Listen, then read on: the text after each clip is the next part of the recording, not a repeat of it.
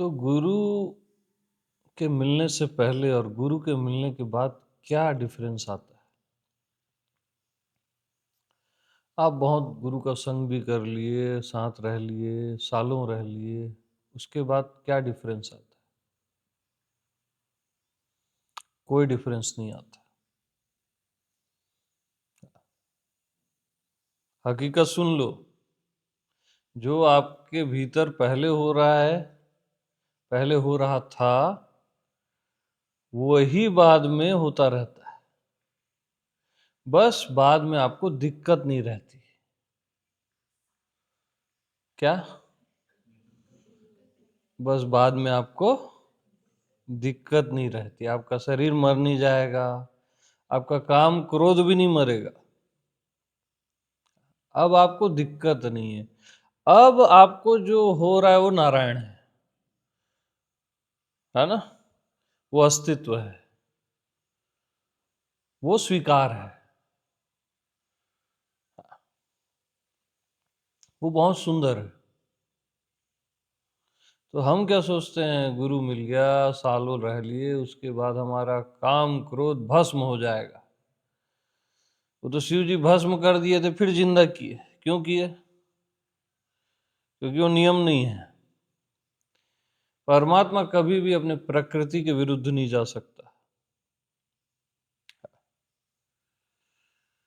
तो काम क्रोध रहते हैं, लेकिन पानी में खींची हुई लकीर की तरह रहते हैं। आकाश में खींची हुई लकीर की तरह नहीं रहते, क्योंकि आकाश में आप लकीर खींच ही नहीं सकते, है ना? पानी में खींचते भी हो और मिटते भी जाता है, खिंचा भी रही है और मिट भी रही है। तो काम क्रोध रहते हैं, आप नपुंसक नहीं हो जाओगे। क्रोध का भी जीवन में उपयोग है, लेकिन पानी में खींची हुई लकीर की तरह।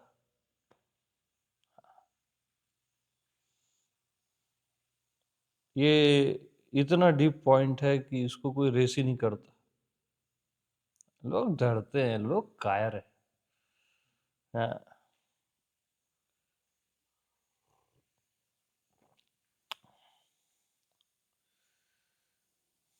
हम सोचते हैं सब जल जाता है, शरीर मिट जाता है। अरे सब रहता है, लेकिन परमात्मा की तरह रहता है, एक दिव्यता रहती है। हाँ, मन भी रहेगा आपका, परमात्मा की तरह रहेगा।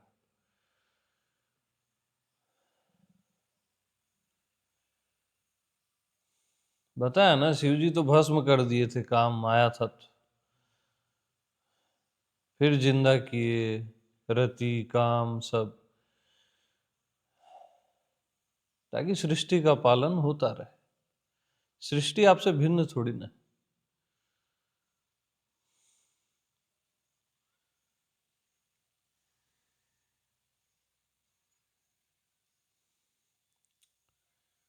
तो पानी में खींची लकीर की तरह होता है। तो मास्टर के मिलने से पहले और मास्टर के मिलने के बाद आप में कोई परिवर्तन नहीं आता है। आप बहुत शांत हो जाते हो, रिलैक्स हो जाते हो, आत्मा में आ जाते हो, करके आपको लगता है कि सब बदल गया, बट आता कुछ नहीं है।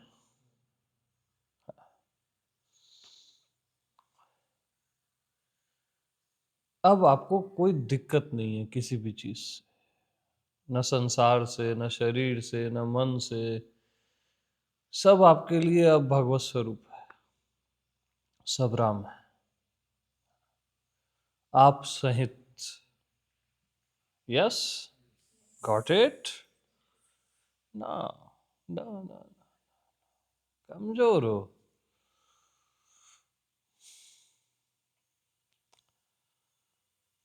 स्वीकार ही नहीं कर पाते आप सच्चाइयों को, डरते रहते हो।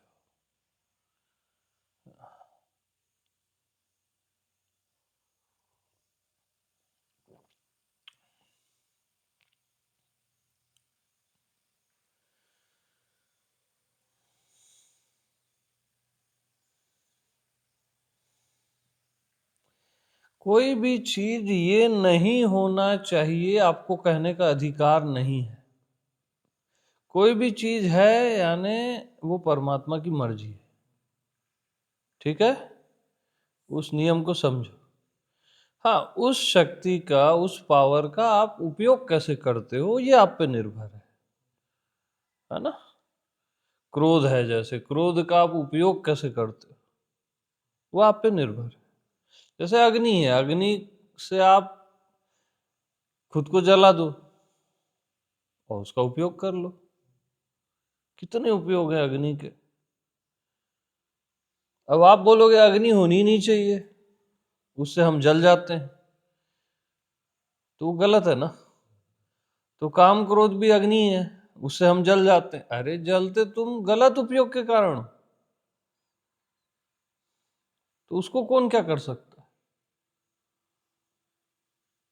तो ये नहीं होना चाहिए, ये आपका गलत सेंस। अब धन नहीं होना चाहिए, त्याग दो। कई जगह ट्रेंड चलता है, अरे क्यों त्यागोगे भाई, क्यों त्यागोगे। नारायण ने जब लक्ष्मी का त्याग नहीं किया तो तुम कौन होते हो त्याग करने वाले। चाहे तुम किसी भी धर्म के हो, लक्ष्मी का स्वीकार ही होना चाहिए। नहीं, धन होना ही नहीं चाहिए। ये क्या है। हाँ, आप उसका सदुपयोग करो, ये एक अलग चीज है।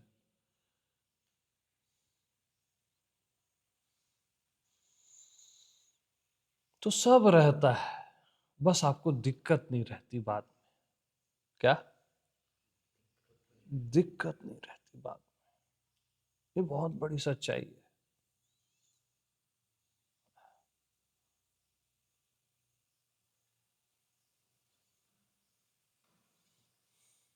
अब राम थे, राम में भी क्रोध था ना।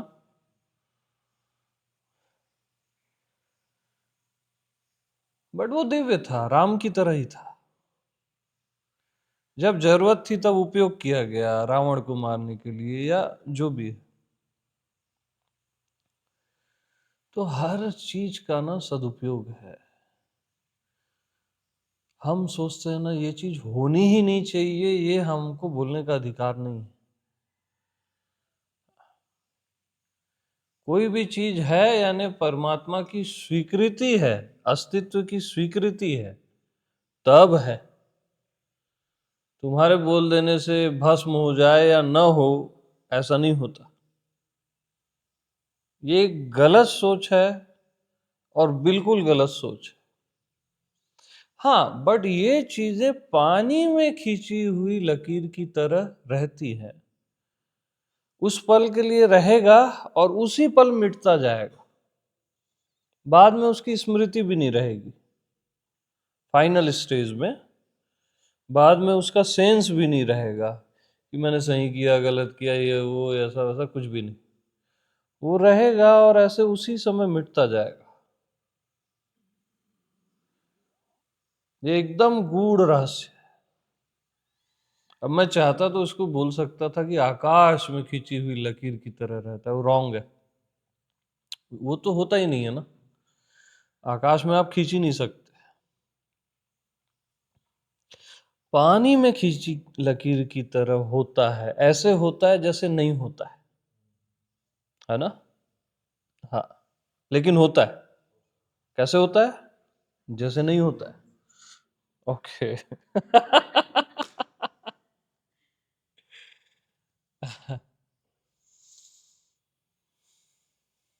फिर सब दिव्य हो जाता है, हर चीज पवित्र हो जाती है। आपके पॉजिटिव फैक्टर, निगेटिव, सब। आपका होना फिर क्या है ना, प्रहलाद की तरह रहता है। अब प्रहलाद को अग्नि में, होलिका में बैठा दिए, नहीं जल रहा है। उसको फेंक रहे हैं पहाड़ों से, कुछ नहीं हो रहा।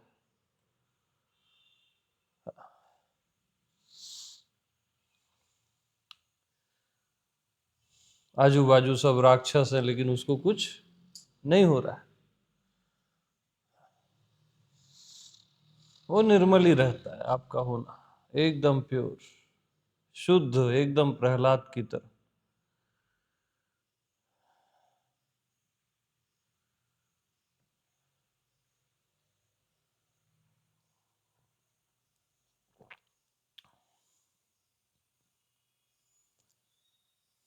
अब प्रहलाद का तो पिता ही राक्षस कुल का है, सोचो। तब भी फैमिली से भी कुछ नहीं होता। फैमिली में हो सकता है आपका पिता देवकुल का हो, राक्षस कुल का हो, वहां कुछ भी हो सकता है। सबकी अपनी यात्रा है। आप ऐसा नहीं कह सकते कि आपकी फैमिली में ऐसा ही होना चाहिए, वो भी गलत है। यहाँ ऐसा ही होना चाहिए कहना ही गलत है। जो हो चुका है उसके लिए धन्यवाद ही दे सकते हो आप। अब जो भी हुआ,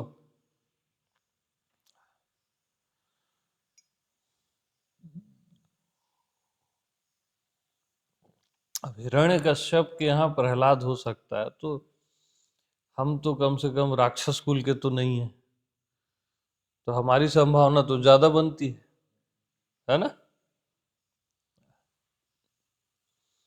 और फिर भी किसी को दोष नहीं देना चाहिए, घर में कोई भी हो, दोष अपना ही होता है।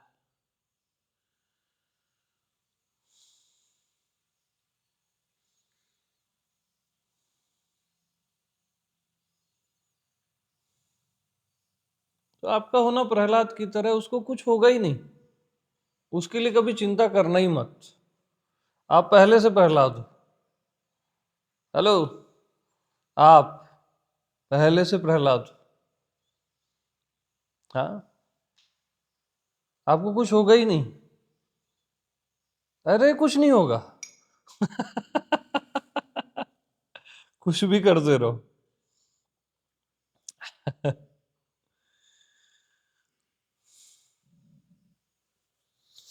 जिंदगी में बहुत सारी चीजें आएंगी, कई बार आपको फेंक दिया जाएगा, कई बार अग्नि में बैठा दिया जाएगा, यही सब काम क्रोध है ना, लोभ मोह सब जो भी है। आपको कुछ नहीं होगा।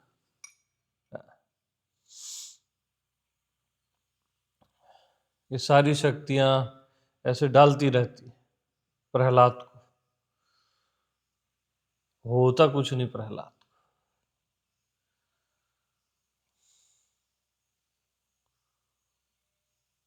और प्रहलाद को देखे,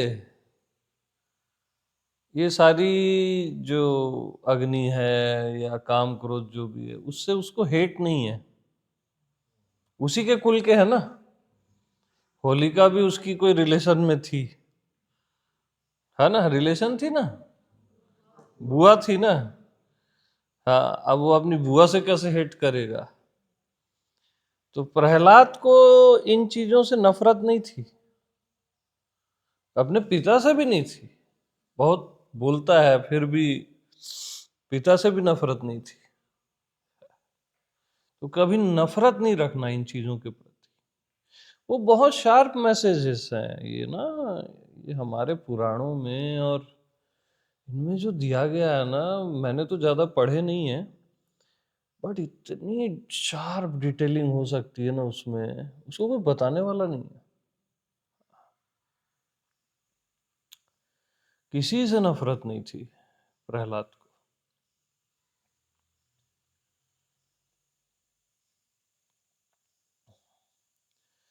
भरोसा था नारायण पे।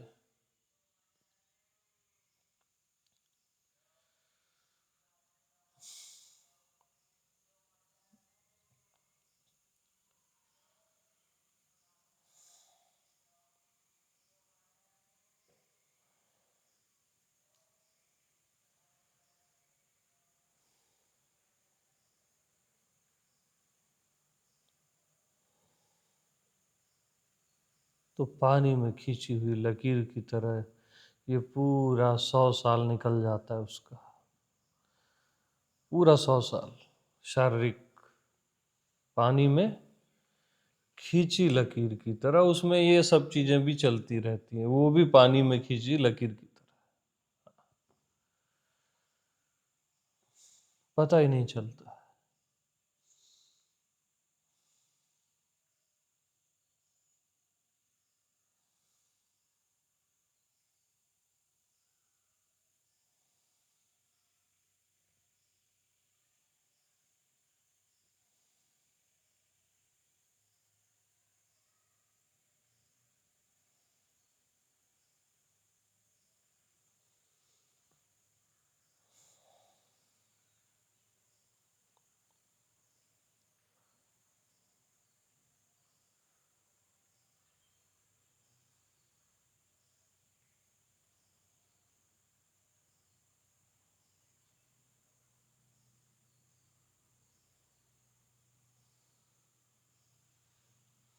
तो कल मैं इन लोग को बता रहा था कि कभी कभार मेरे पास कोई आता है जिसने कुछ गलत कर लिया है, गलत सोच लिया है, या मेरे लिए ही गलत सोच लिया है, किसी और के लिए गलत सोच लिया है। वो आके मेरे को बोलता है कि प्रभु आप देख लो, आप तो सब जानते ही हो। ऐसा उसका भाव रहता है कि इसको ठीक कर दो, ऐसा वैसा। हाँ।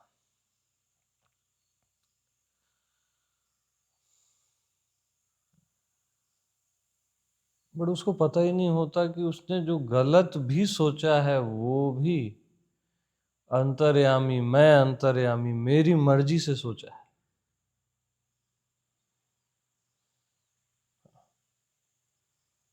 उसका आप गलत भी परमात्मा की मर्जी के बगैर नहीं सोच सकते।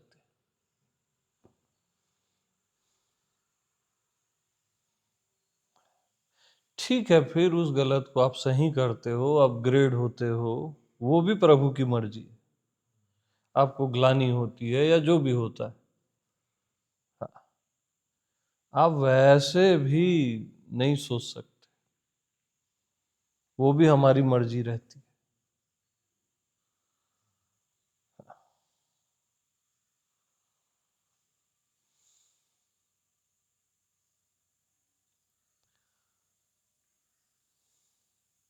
कि हमारे लिए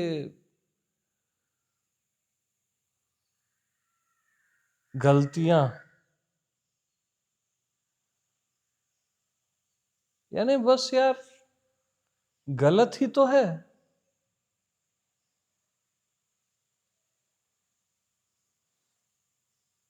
गलत ही तो है।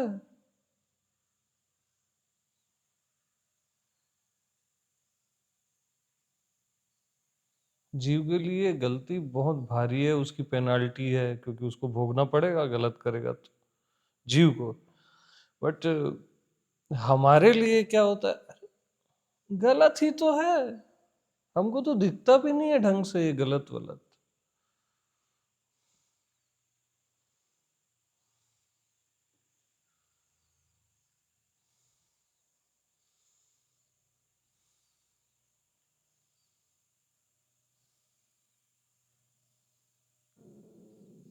तो हर गलत गलत ही तो है, उससे ज्यादा क्या है? क्यों काम जी, उससे ज्यादा क्या है? अरे तुमने अगर जिंदगी में गलतियां नहीं की होती तो तुम यहां तक आ ही नहीं पाते, मालूम।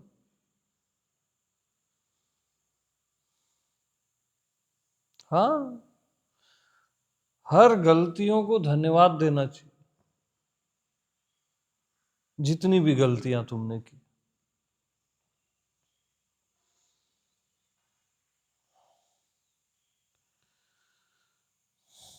क्योंकि गलत ही तो है।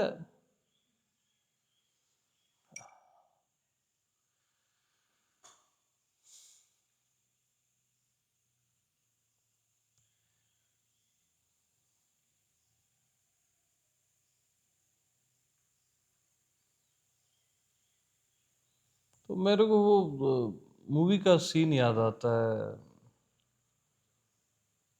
टॉम क्रूज की मूवी है और एक्ट्रेस को विलन वगैरह जो भी हैं पकड़ लिए हैं और उसको मार रहे हैं, पीट रहे हैं, और टॉम क्रूज बोल रहा है कि "आ, बताना मत कुछ भी, दर्द हो रहा है ना तेरे को, दर्द ही तो है, दर्द ही तो है बस"। इतनी प्यारी लगी मेरे को वो लाइन, यार दर्द ही तो है बस। पता नहीं उसने किस सेंस में मूवी में कहा है, बट हम अपना सेंस डाल रहे हैं उसमें। हाँ।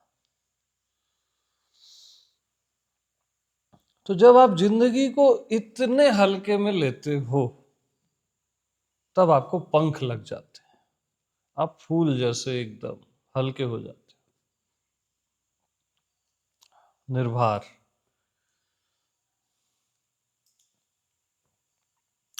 मैं गलतियां करने को नहीं कह रहा हूं, है ना, इसको गलत नहीं समझ लेना,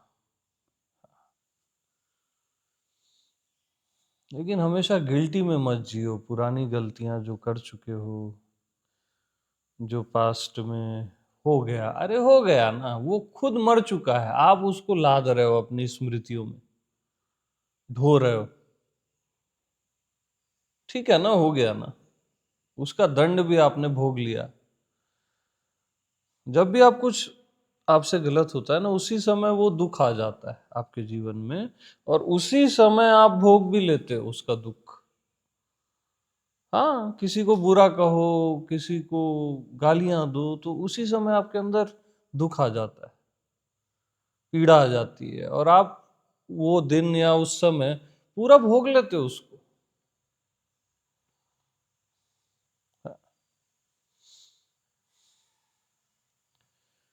तो पास्ट मर चुका है, आप उसको ढो मत।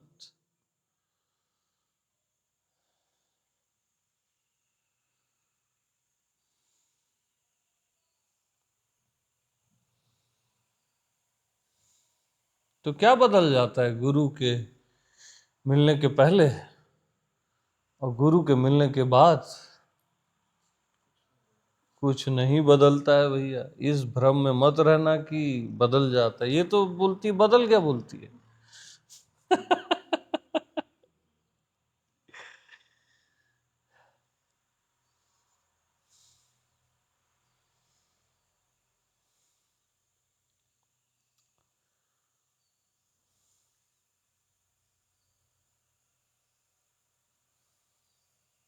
कुछ नहीं बदलता, सब सुंदर हो जाता है बस। क्या? सब सुंदर दिव्य हो जाता है सब कुछ।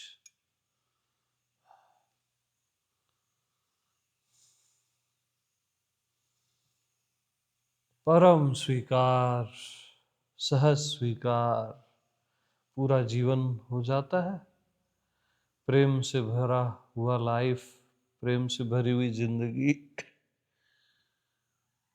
अति सुंदर।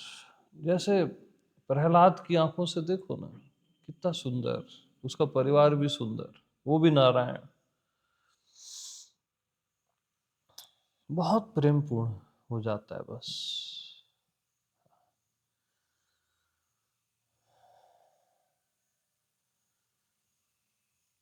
और आपको दिक्कत नहीं होती, कुछ भी हो आपके लाइफ में, आप बोलते हो यस, बस आप बोलते हो यस,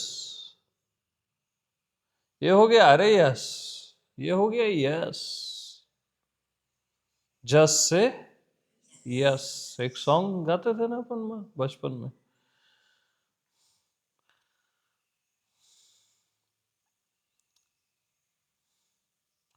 भगवान श्री के ओशो के लिए लोग गाते थे, जस्ट से यस, ऐसा एक सॉन्ग था।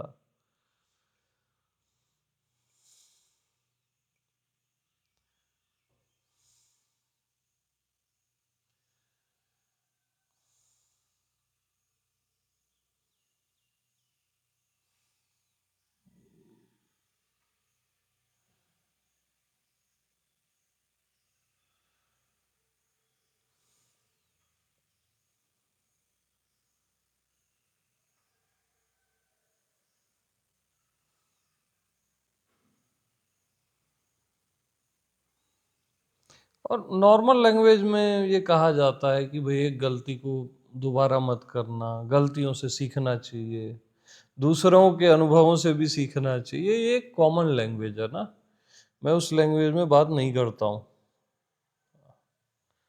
मैं थोड़ा डीप रिसर्च करता हूँ, ये गलतियाँ आखिर है तो कुछ तो राज होगा। मैं थोड़ा डीप जाता हूँ। मैं गलतियों की भी इंसल्ट नहीं करना चाहता। मेरे को प्रेम है यार हर चीज से, पता नहीं क्यों है, मेरे को समझ ही नहीं आता।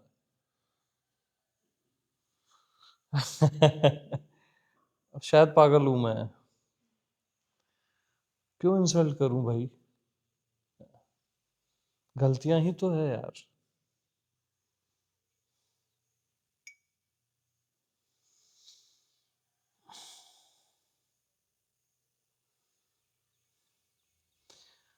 सारी गलतियां उस एक गलती से पैदा होती है जब परमात्मा खुद को जीव मानता है ना।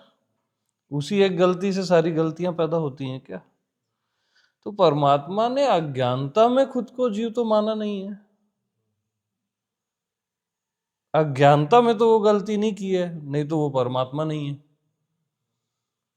वो आपका स्वयं नहीं है, मैं आत्मा भगवान। ये गलती भी बोधपूर्ण की गई गलती है। ऐसा नहीं है कि परमात्मा में अबोध है, आप में अबोध है, बाद में बोध आएगा, ऐसा कुछ हो ही नहीं सकता, ना तो दोष लग जाएगा आपकी आत्मा में।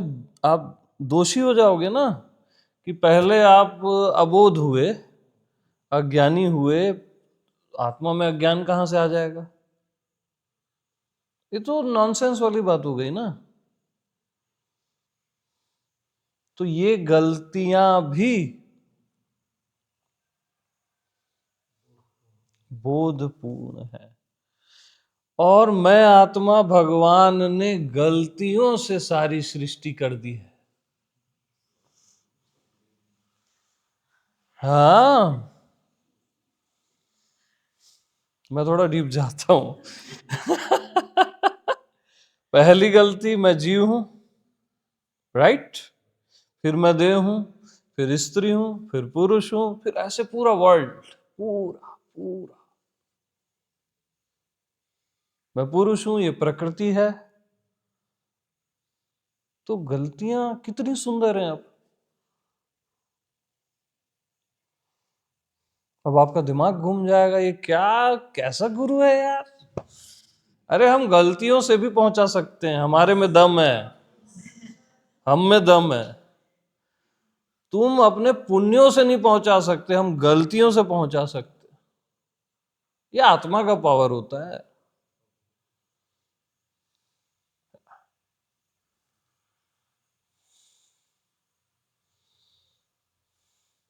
हाँ, मैं गलत करने की परमिशन नहीं दे रहा हूं, बट मैं उस राज को खोलना चाह रहा हूं जहां से ये सब शुरू हुआ। जब तक आपके लिए सब परमात्मा नहीं हो जाता, तब तक ये परमिशन है ही नहीं, और फिर आपसे गलत नहीं होता है ना। जिसको आप गलत समझते हो वो गलत नहीं होता।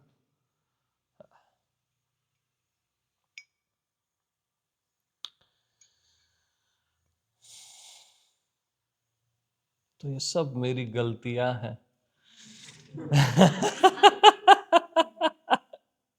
ये बॉडी, ये माइंड, ये चंचल मन, ये बुद्धि, ये प्रकृति, ये सारा सौंदर्य, ये सब मेरी गलतियां हैं। ठीक चलेगा ना?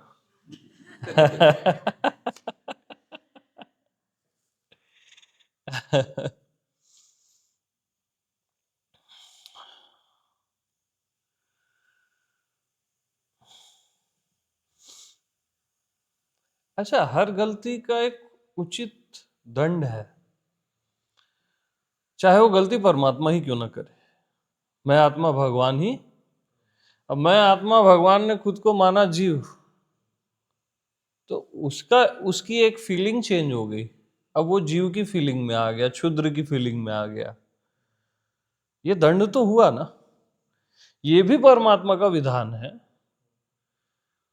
कि हर गलती का एक उचित दंड है। उचित, परमानेंट कोई दंड नहीं है, क्योंकि दंड भी सुंदर है। हाँ, बुरा नहीं है दंड। अभी फीलिंग चेंज हो जाती है जब आप खुद को बॉडी मान के जीते हो ना, तो आपकी फीलिंग हो जाती है मैं पैदा हुआ, यार अब मैं मरूंगा। अब वो 100 साल की आपकी जिंदगी है, अब 100 साल की जिंदगी की फीलिंग तो 100 ही साल की होगी ना। फिर उसमें 20-30 साल सो जाते हो आप, 20-30 साल कमाते खाते हो, 40-50 साल, 2-4 साल 1 साल आपको आपका टारगेट रहता है, थोड़ा भगवान भी देख लेते हैं, स्पिरिचुअलिटी भी देख लेंगे, रोज 1 घंटा मेडिटेशन, योगा, ये वो 100 साल की जिंदगी तो गरीबी ही है ना यार, कुछ भी बोलो।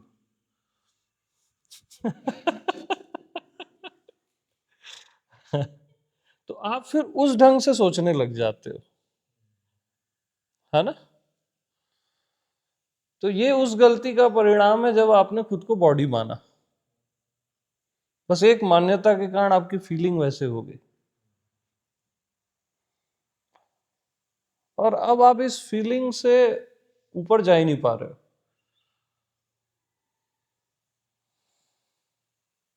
आपको कुछ भी कर लो, आपको लगेगा मैं बॉडी ही हूं। और फीलिंग से ऊपर जाने के लिए आप बॉडी से ही जाना चाहते हो। आप जो ध्यान करते हो, साधना करते हो, बॉडी से करते हो ना, तो बॉडी से बॉडी के ऊपर कैसे जाओगे? संभव ही नहीं है ना।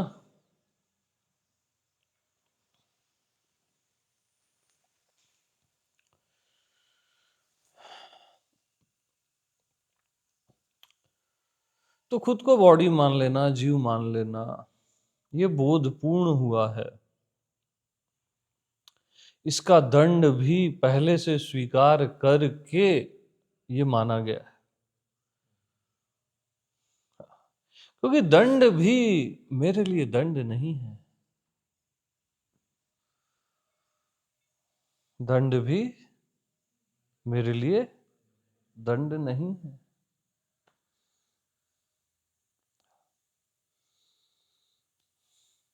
वो मेरा वो आनंद है जिसे मैं भोगना नहीं चाहता।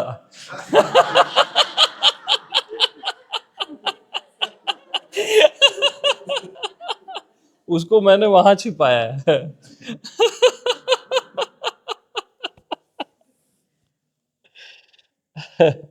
तो ऐसे मैंने ये पूरी लीला रची, मैं आत्मा भगवान ने ऐसा पूरा रचा है, वो भी सहज में, कोई ऐसा प्रयास नहीं है। इतनी सुंदरता से रचा है, गलतियों की सुई चुभोई गई है ना। पेन तो होगा ना।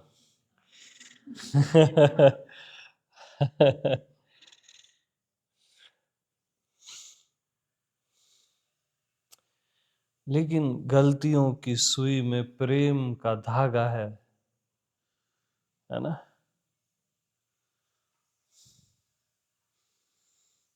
और ज्ञान से गुथा जा रहा है वो, यानी उस प्रेम के धागे को कहाँ कहाँ होना चाहिए, उसके लिए ज्ञान जरूरी है। ऐसा इतना सहज में हुआ है ये सब ना। इसलिए जो कल मैं बोल रहा था, यार ये सब क्या है, कहाँ आ गए अपन।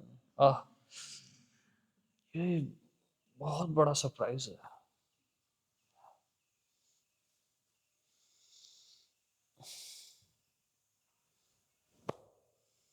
हाँ, पहली गलती तो मैंने खुल के की है। खुलेआम। अरे वो शैलेश जी का फोन आया था 3 दिन पहले, खुल्लम खुल्ला प्यार करेंगे हम दोनों, बोले। मैं बोला क्या हो गया इस आदमी को।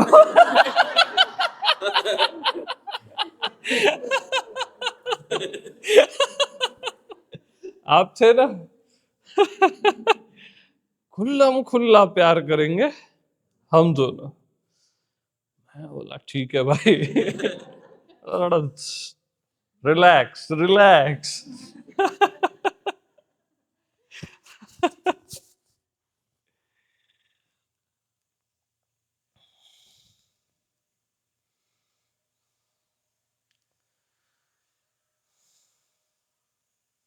वो क्या कंट्रोल नहीं कर पाते, वो रोने लगते हैं, ऐसा ऐसा पागल हो जाते।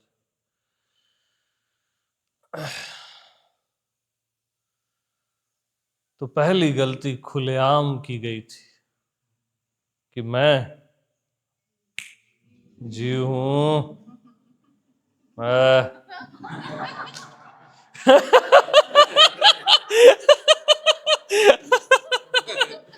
तुम जैसे बोलते हो ना मैं परमात्मा हूं, वैसे मैं बोलता हूं मैं जीव हूं। क्या दुर्लभो सहजावस्था। हाँ।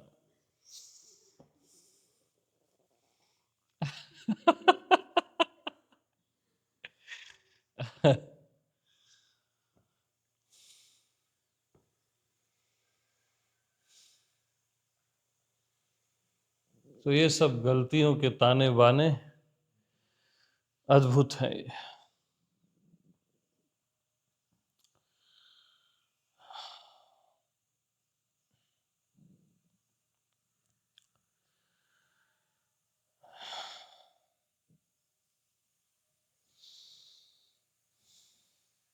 देखो मैंने अभी तक सही की बात नहीं की है, गलत से ही हम उस जगह आ गए, उस सुंदरता में, प्रभु की सुंदरता में।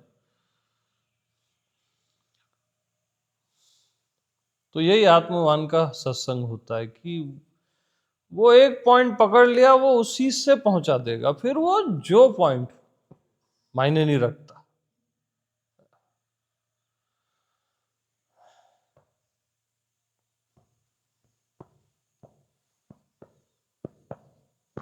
हाँ जी।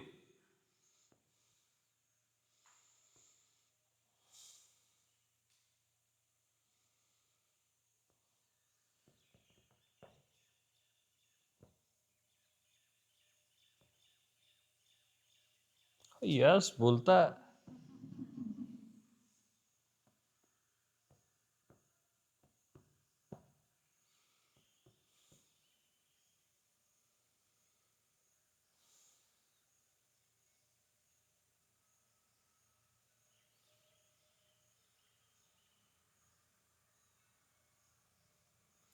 तो गलतियों को बस गलत मत कहो कि उसके बोझ के तले आप दब के मर जाओ, इतना गलत तो मत कहो।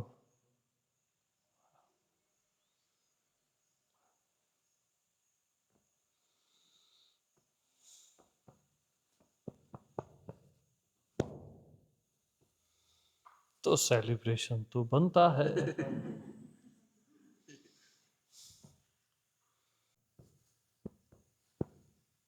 अरे रुक तो जा, राहुल को क्या हो गया? अच्छा वो तो बैठा है। राहुल को ये सब सुनने में मजा आता है।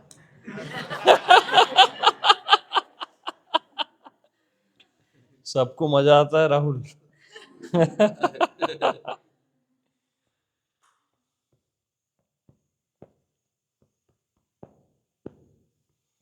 अभी हमारा वो विष्णु भी पहुंच ही रहा है। हाँ?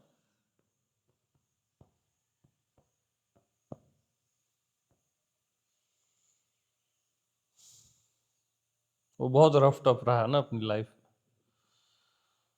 तो इसलिए तो ये गलती वाला मैं सेशन करा दे रहा हूँ। स्पेशल उसको मत सुनाना, पहले ही इसलिए करा दे रहा हूँ।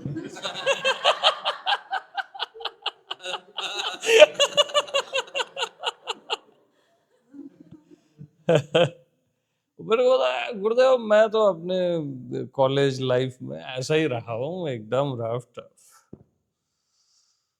ठीक है यार, उससे बहुत प्यार है मेरे को, लेकिन थोड़ा सा उसको कंट्रोल में रखना पड़ता। चिल्लाता भी हूँ इसलिए बीच बीच में उसको।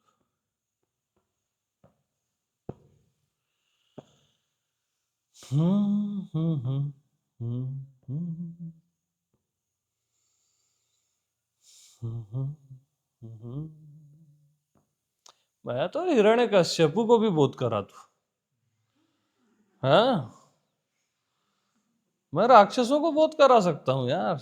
देवताओं को तो मैं करा ही देता हूँ, आप मनुष्यों को तो वो तो निपट ही जाएंगे। बस थोड़ा समय लगेगा उनको मेरे को पहचानने में, उसी में मनुष्य देर कर देता है। बट निपट जाएगा, पूरी मनुष्यता निपट जाएगी। ये जो भी मैंने बोल दिया ना, बच ही नहीं सकता मनुष्य इससे। बहुत कोई चालाक है, खुद को धोखा दे रहा है तो बात अलग है।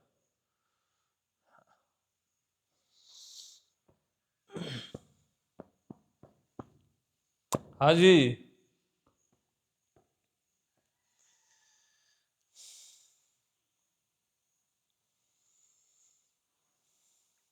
तो जिंदगी में ना, जब हम नाचते हैं ना, तो एक हाथ में गलत होना चाहिए और एक हाथ में सही होना चाहिए। और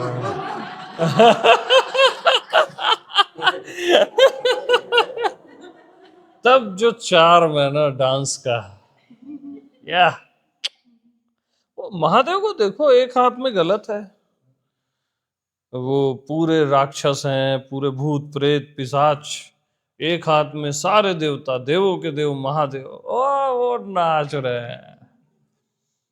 वो परफेक्ट है। वो मैं आत्मा भगवान का फाइनल मैसेज, जो दोनों को लेके नाचता है। राक्षस भी आते हैं तो वरदान दे देते, देवता आते हैं उनको वरदान दे देते।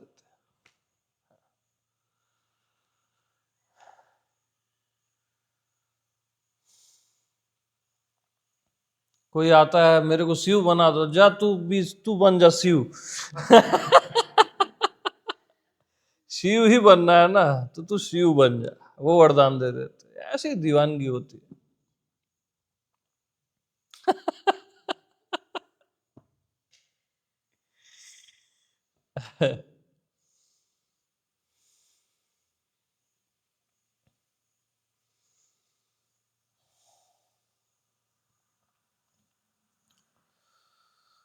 क्योंकि क्या होता है ना, वृक्ष को बड़ा करना है तो उसके नीचे जो छोटे छोटे घास, छोटे छोटे, वे उखाड़ना पड़ता है। छोटे छोटे घास वो नहीं होते। अब कुछ तो गलत कर ही रहे हो आप, कुछ सही करने के लिए। होता है ना। अपना पेट भरने के लिए फसल तो काटते हो ना, फल फूल कई चीजें। हाँ, हाँ, आपको भी कोई खाता है, आपके शरीर को भी धीरे धीरे कोई ना कोई खाता रहता है। चेंजेस होती रहती है हर 7 साल में, फिर एक मरने के बाद तो वो विलीन ही हो जाता है। ये पूरा सर्कल है, सही और गलत का ना रास चल रहा है।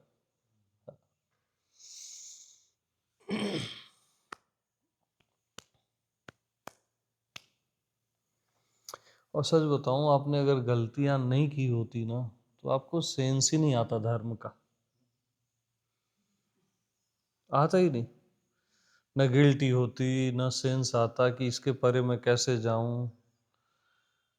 हाँ, मेरी फीलिंग खराब हो गई, अब मेरे को इससे अपग्रेड होना है। गलतियों की कृपा से धर्म मिलता है। हाँ, बात बड़ी विचित्र लगेगी लेकिन है।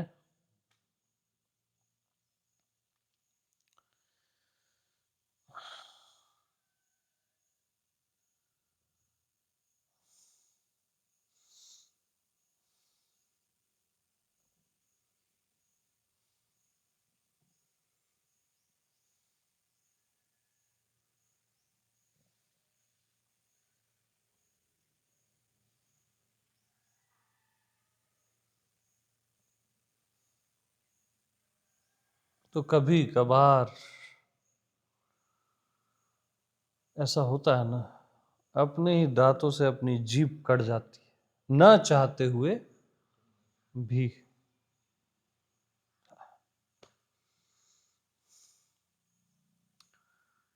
तो इसको आप किसकी गलती बोलोगे, दांतों की कि जीभ की? बता दो मेरे को, बहुत सवाल पूछते हो, आज हम पूछ रहे हैं।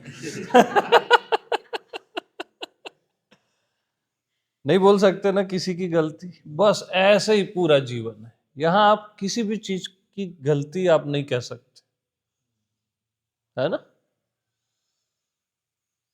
परमात्मा की गलती, मनुष्य की, जीव की गलती नहीं कह सकते आप।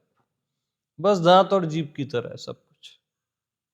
ठीक है, ये हमारी कानून व्यवस्था में वो सब चीजों का उचित दंड है, ताकि लोग व्यवहारिक रहें, सामाजिक रहें, वो सुंदर है, सही है वो एक अपने तल पे है।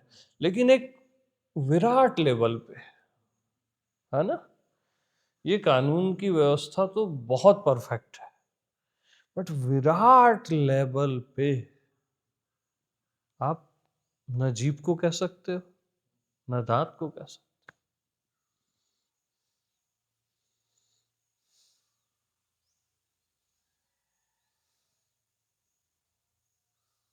कहा ही नहीं जा सकता।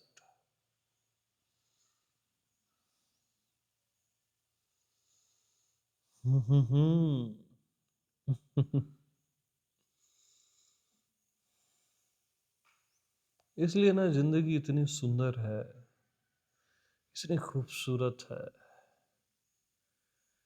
कि यहाँ की गलतियां भी खूबसूरत है।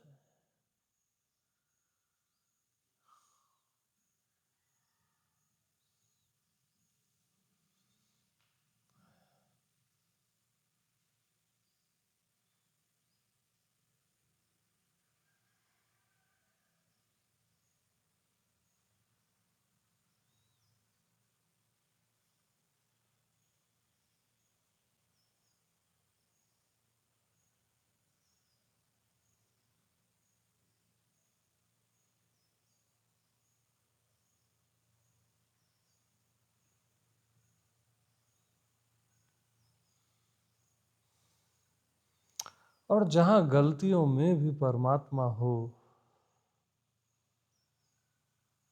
वहां हम रहते हैं।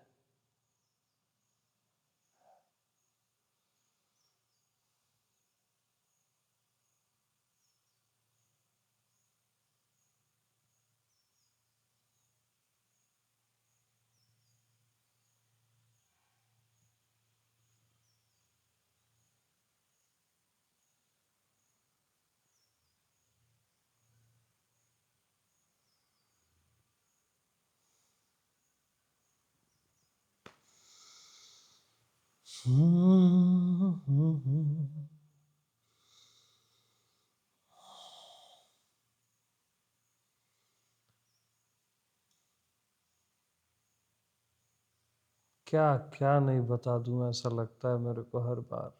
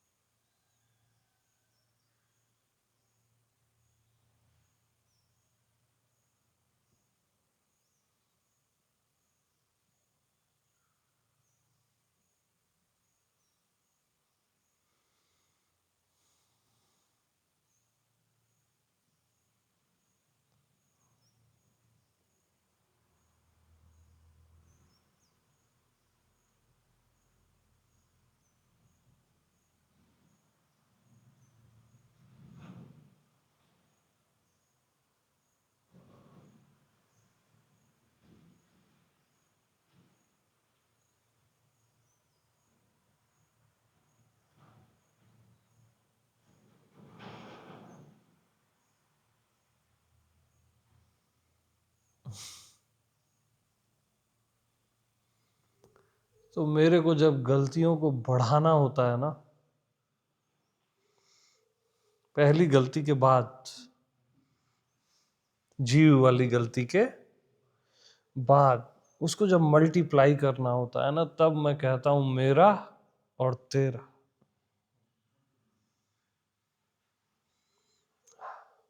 जहां मेरा तेरा आ गया, वहां गलतियां इनफाइनाइट हो जाती, अनंत हो जाती।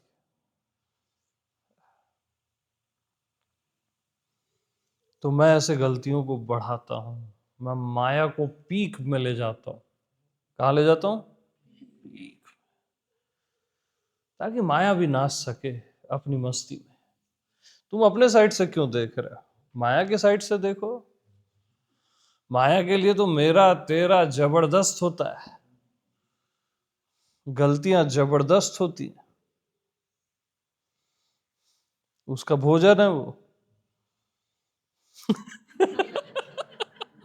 तुम साला अपना ही फायदा देखोगे, ऐसा थोड़ी ना होता है।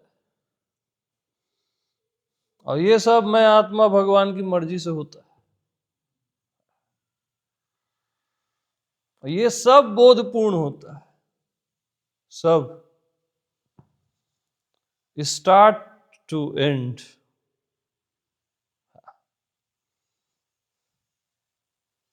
जब आपको लगता है कि ये आपकी जिंदगी में नहीं होना चाहिए, ये होना चाहिए, ये पूरी लीला बोधपूर्ण चलती है, याद रखना।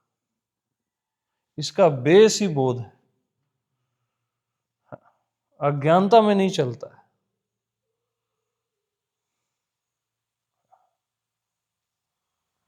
आपको मालूम है सामने गड्ढा है, आप कैसे गिरोगे?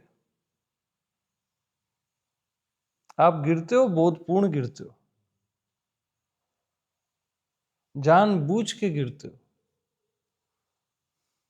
हम बोलते ना एक ही गड्ढे में बार बार मत गिरो, और ये वो, है ना, कि गधा भी एक गड्ढे में बार बार नहीं गिरता। भगवान बोले थे एक जगह, भगवान श्री, तुम गिरते हो एक ही गड्ढे में बार बार, तो क्यों गिरते हो भाई? ये सुनने के बाद भी गिरते हैं लोग, क्यों गिरते हैं? ये बात आपको आश्चर्य लगेगी, लेकिन लोग गिरते हैं क्योंकि गड्ढे का बेस भी बोध है। जहां आप गिर रहे हो वो भी बोध है, वो गड्ढा नहीं है कोई, वो भी परमात्मा है, ऐसा समझो। इसलिए गिरते हो और उठते हो।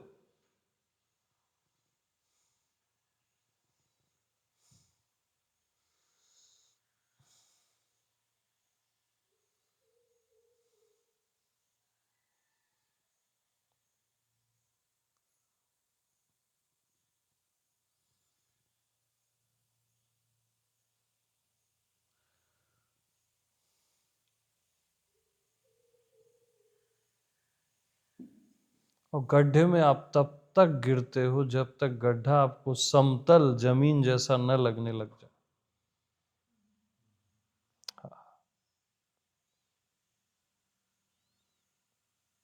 जब जब आपको चोट ही न लगे, जब आप उस जगह ना आ जाओ पानी में खींची गई लकीर।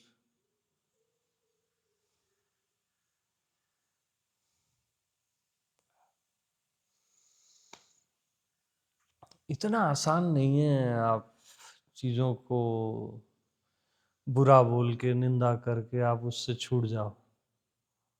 इतना आसान होता ना तो फिर क्या है।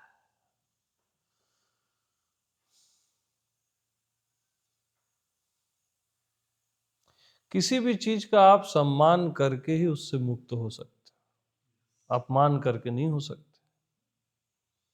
किसी को शत्रु बना के आप उससे मुक्त नहीं हो सकते। उसकी रिस्पेक्ट करके, उसको अच्छे से देख के, जान के, अनुभव करके और प्रणाम करके राम की तरह, तभी आप उससे परे जा सकते हो। क्योंकि सच्चाई यही है कि जिससे आप परे जाना चाहते हो वो भी आप ही हो।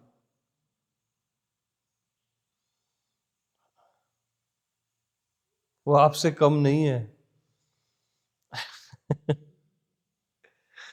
बहुत डीप है जिंदगी, बहुत गहरी है, आप उसका अंदाजा भी नहीं लगा सकते।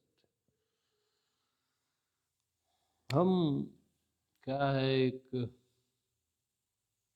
एक टेक्निकल सेटेड, यार ये सब मत डालना यूट्यूब में, हाँ इसको प्राइवेट कर देना। ये हम क्या एक सेटेड पैटर्न में जीते ना, बस उसमें हम खत्म हो जाते हैं।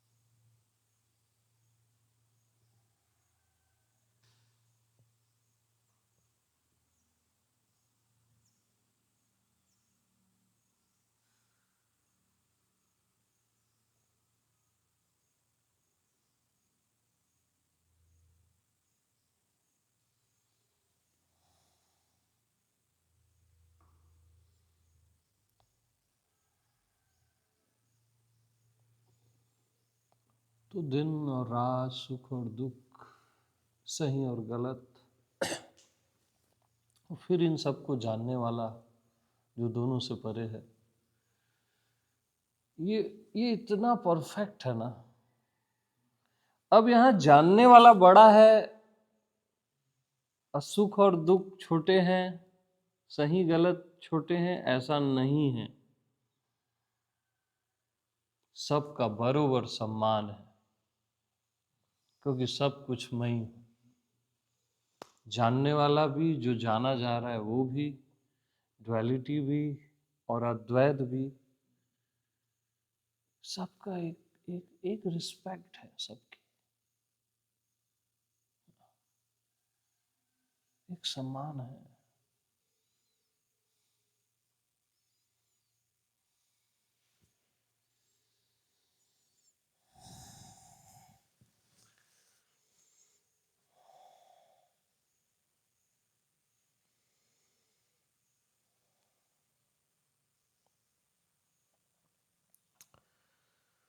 क्योंकि तभी आपकी पूरी जिंदगी महक सकती है, जब यहां हर चीज की रिस्पेक्ट हो,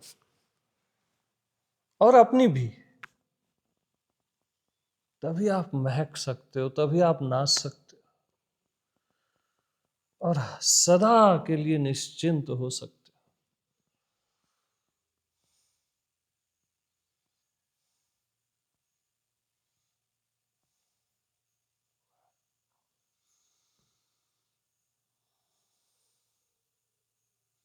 क्योंकि कोई भी चीज अगर आपकी लाइफ में रॉन्ग है तो आप निश्चिंत होके बैठ कैसे सकते हो? बता दो मेरे को। जब तक आपके लिए सब कुछ परमात्मा नहीं है, सब कुछ दिव्य नहीं है, सुंदर नहीं है, अद्भुत नहीं है, तो तभी आप चैन से बैठ पाओगे ना, हमेशा के लिए निश्चिंत, बेफिक्र। और कुछ भी ऐसा है जो नहीं होना चाहिए तो वो आपको पिंच करता रहेगा लाइफ टाइम।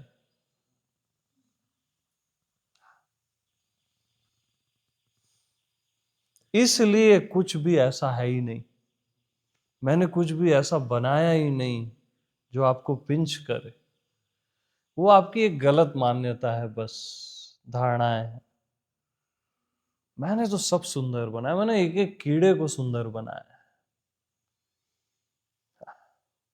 काश मैं अपने कीड़ों का नाम राम रख पाता, कृष्ण रख पाता, तो तुम उसको देख पाते ढंग से। कीड़ा शब्द बेकार हो गया है। कीचड़ शब्द बेकार हो गया है। काश मैं उसको भी गंगा कह पाता।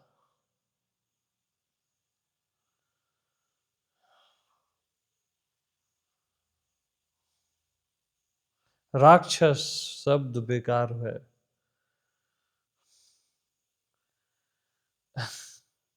काश मैं उसको भी शिव कह पाता।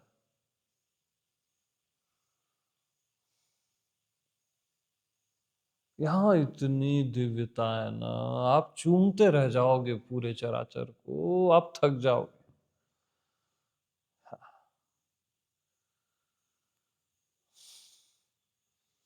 ये सबसे दुर्लभ सहजावस्था है, इसका दुरुपयोग नहीं करना। बस इस रहस्य को जान लो और बस।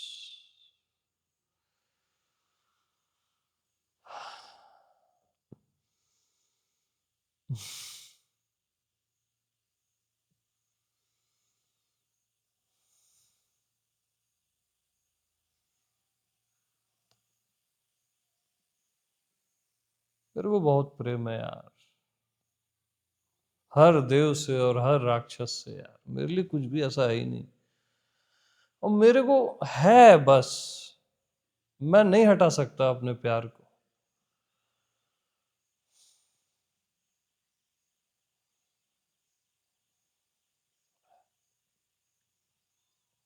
मेरे को अपनी माया से, अपने मन से, हर वृत्ति से, हर देव से, हर पॉजिटिविटी निगेटिविटी से, हर चीज से बहुत प्रेम है। पहाड़ों से भी और खाइयों से भी, दोनों साथ ही हो सकते हैं ना।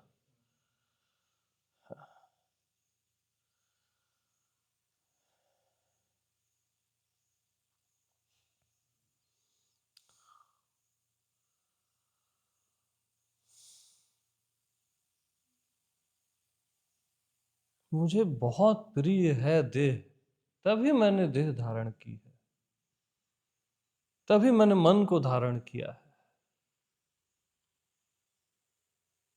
देह मेरी प्रियतमा है, मन मेरी प्रियतमा है, माया मेरी प्रियतमा है।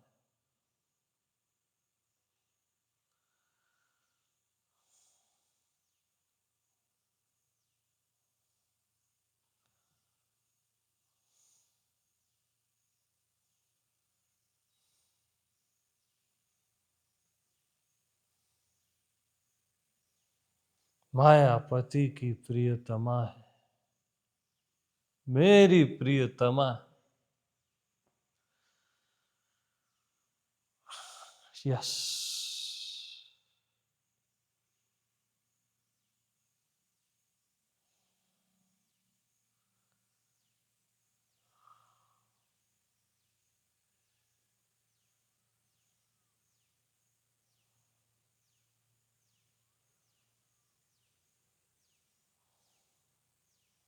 प्रेम प्रणाम।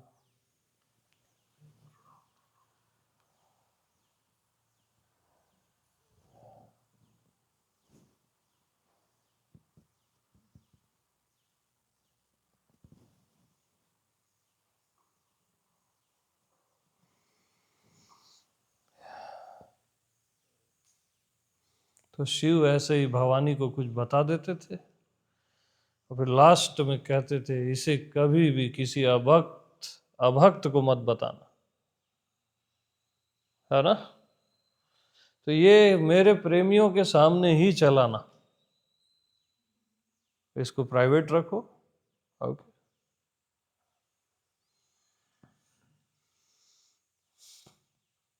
और टाइटल दे दो माया मेरी प्रियतमा है। Yes, now you celebrate with Maya, with body, with mind, with existence। क्योंकि परमात्मा इन सब के साथ नाच ही रहा है, और वो तुम ही हो। अपनी बस गलत मान्यताएं हटा दो। ओके।